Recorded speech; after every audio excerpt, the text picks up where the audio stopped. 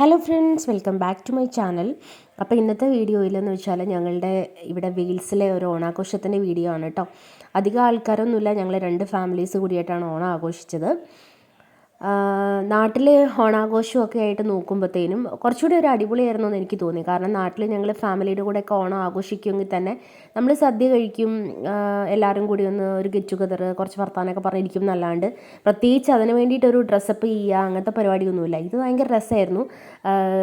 Set sari കൊടുത്ത് എല്ലാവരും ഓണത്തിൻ്റേതായിട്ടുള്ള തീമിൽ ഡ്രസ്സൊക്കെ ഇട്ട് കുറേ ഫോട്ടോസും കുറേ റീൽസും ഒക്കെ എടുത്ത് സദ്യയൊക്കെ കഴിച്ച് അത് കഴിഞ്ഞിട്ട് കുറച്ച് ഓണത്തിനോടനുബന്ധിച്ച് നമ്മളുടെ കസേര കളി, സുന്ദരിക്ക് പൊട്ടുതൊടൽ, അങ്ങനെ കുറച്ച് കളികളൊക്കെ ഉണ്ടല്ലോ, അതൊക്കെ കളിച്ച് നല്ല രസകരമായിട്ടുള്ള ഒരു ഓണാഘോഷമായിരുന്നു. അപ്പം ഞാൻ ഈ ഒരു വീഡിയോ ഇതിലിടുന്നത് എന്താണെന്ന് വെച്ചിട്ടുണ്ടെങ്കിൽ ഓരോ മെമ്മറീസ് അല്ലേ. കാരണം പിന്നീട് കുറേ കഴിഞ്ഞ് എടുത്ത് നോക്കുമ്പോൾ ഇതൊക്കെ ഒരു രസമുള്ള ഒരു നിമിഷങ്ങളായിരിക്കും.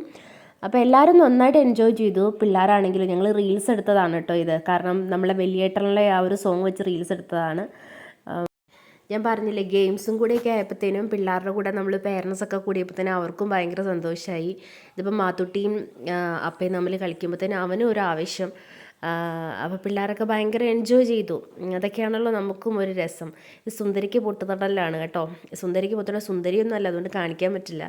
അപ്പം എല്ലാവരും ഭയങ്കര അളവൊക്കെ എടുത്തു, ഭയങ്കര ഇപ്പം തന്നെ എല്ലാം സാധിക്കും ഉള്ള ഇതിലാണ് ചെയ്യുന്നത്. പക്ഷേ അതിലെ വിൻ ചെയ്ത ഞാനായിട്ട് കേട്ടോ. പക്ഷേ അതൊക്കെ ഒരു രസമുള്ള കാര്യമാണ്. കാരണം സ്കൂളിലൊക്കെ പഠിച്ചു കഴിഞ്ഞിട്ട് കുറേ കഴിയുമ്പോഴത്തേനും വീണ്ടും അതൊക്കെ വരുമ്പോഴത്തേനും എനിക്ക് തോന്നുന്നു ഞാനൊക്കെ കോളേജിൽ പഠിച്ച സമയത്തൊക്കെയാണ് ചെയ്തത്. അത് കഴിഞ്ഞ് പിന്നെ ടീച്ചിങ് പ്രൊഫഷനിലേക്ക് മാറി.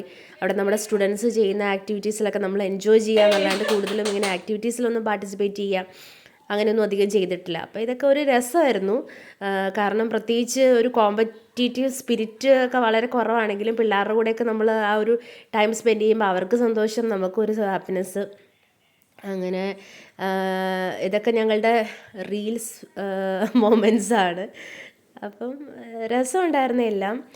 പിന്നെ സദ്യയൊക്കെ കഴിച്ചു. സദ്യ ഞങ്ങൾ എങ്ങനെ 2 വീട്ടിൽ നിന്നായിട്ട് ഉണ്ടാക്കി കൊണ്ടുപോയി. അപ്പം പല രുചികൾ എല്ലാം അങ്ങോട്ടും ഇങ്ങോട്ടും ഷെയർ ചെയ്ത് കഴിക്കുക. അപ്പം അങ്ങനെ ഒരു ഓണാഘോഷമായിരുന്നു. ഇപ്രാവശ്യത്തെ എല്ലാ കറികളും നല്ല ടേസ്റ്റായിരുന്നു. കാരണം ഇവിടെ വന്നതിന് ശേഷം എന്താണ് എല്ലാ കറികളും കൂട്ടിയിട്ട് അങ്ങനെ ഒരു കഴിക്കലൊന്നുമില്ല. വേണമെങ്കിൽ നമുക്ക് ഉണ്ടാക്കാം, എന്നാലും എല്ലാ കറിയും കൂട്ടിയിട്ട് കുറേ ആളുകളൊക്കെ വരുമ്പോഴല്ലേ കുറേ കറികളൊക്കെ ഉണ്ടാക്കേണ്ട ആവശ്യമുള്ളൂ. നമ്മൾ വീട്ടിൽ തന്നെ ആകുമ്പോഴത്തേനും അതിൻ്റെ ഒന്നും ആവശ്യം വരുന്നില്ല. അപ്പോൾ കുറേ കറികളൊക്കെ കാണുമ്പോഴത്തേനും പിള്ളേരൊക്കെ ഇലയിട്ട് ഇങ്ങനെ ഇരിക്കുമ്പോഴത്തേനൊക്കെ ആണെങ്കിലും മാത്തൂട്ടിക്കും നമ്മുടെ മാത്തൂസും അതുപോലെ തന്നെ മാളു, അന്നു, അവരെല്ലാവരും പിള്ളേർക്ക് എല്ലാവർക്കും ഭയങ്കര സന്തോഷമായി. അപ്പം അങ്ങനെ ഈ വർഷത്തെ ഞങ്ങളുടെ ഓണം ആഘോഷം അവിടെ വെച്ച് തീരുകയാണ്. ഇനി അടുത്തൊരു ഫംഗ്ഷൻ എന്ന് പറയുന്നതിന് ക്രിസ്മസ് ഒക്കെ ആയിരിക്കും. അപ്പം അങ്ങനെ എല്ലാവർക്കും നല്ലൊരു വർഷം ആശംസിക്കുന്നു. ബൈ.